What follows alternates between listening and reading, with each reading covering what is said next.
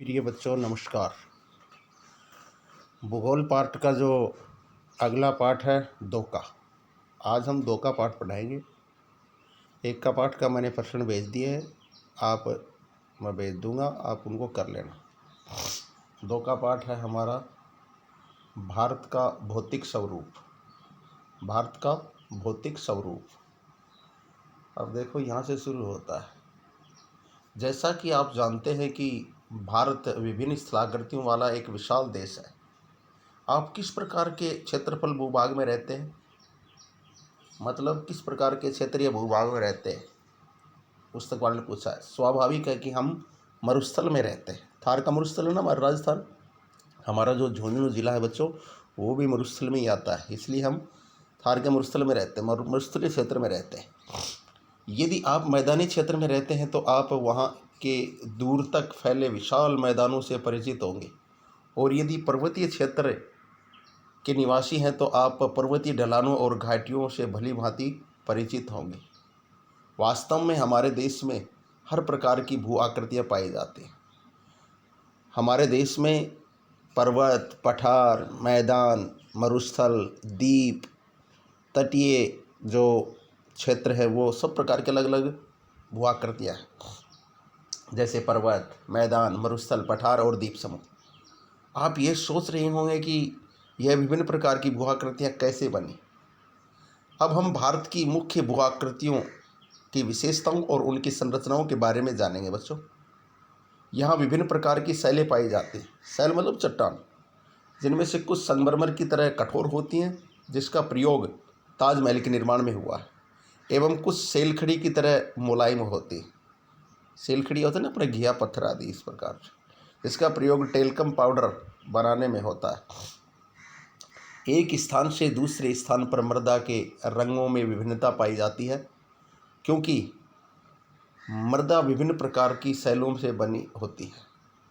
क्या आपने कभी इन विविधताओं के कारणों के बारे में सोचा है? मतलब ये अनेक प्रकार की जो चट्टानें बच्चे कैसे पाए जाते हैं, क्या आपने कभी सोचा है? इनमें से अधिकतर विविधताएं शैलों के निर्माण में विभिन्नता के कारण होती है।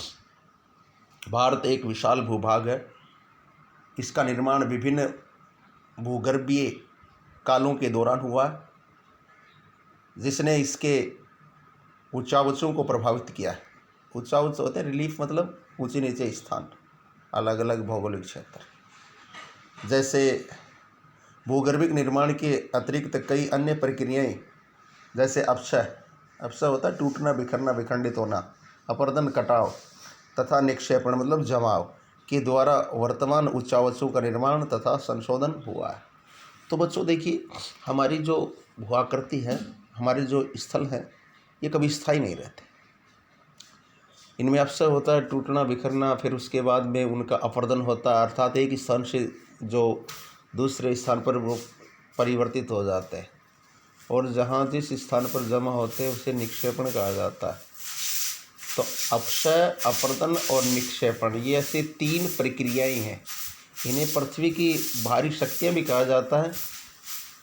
ये ऐसी शक्तियाँ हैं जो भू आकारों को परिवर्तित करती है, अर्थात भू आकारों का निर्माण इन्हीं के द्वारा होता है।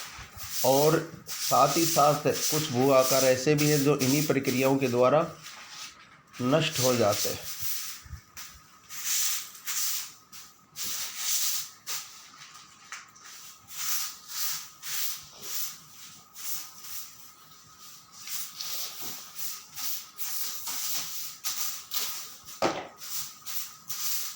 कुछ प्रमाणों पर आधारित सिद्धांतों की सहायता से भूगर्भ शास्त्रियों ने इन भौतिक आकृतियों के निर्माण की व्याख्या करने की कोशिश की है। इसी तरह एक सर्वमान्य सिद्धांत प्लेट विवर्तनिक सिद्धांत है, मतलब प्लेटों का खिसकना।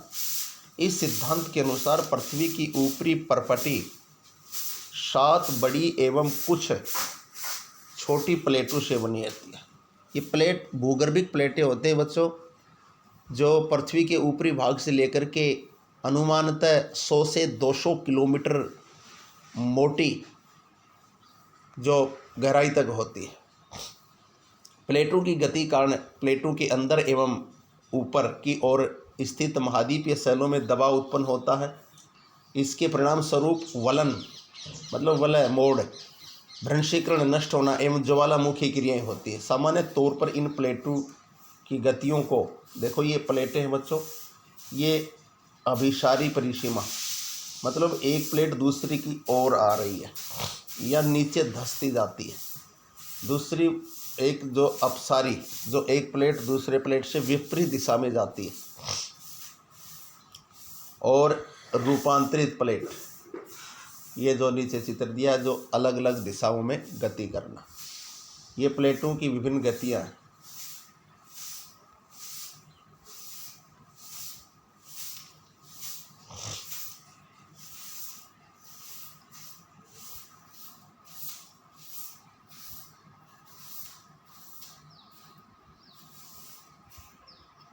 देखो ये जो बच्चों, ये हमारी जो अलग अलग है, ये भूगर्भिक प्लेट है।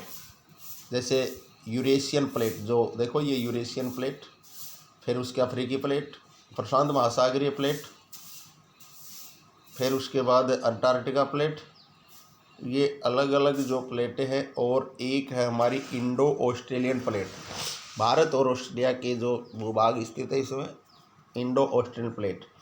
ये प्लेटें हैं बच्चों, एक एक करके आप इनको बराबर देख सकते हैं, स्क्रीनशॉट लेकर के आप बस हम देख सकते हैं।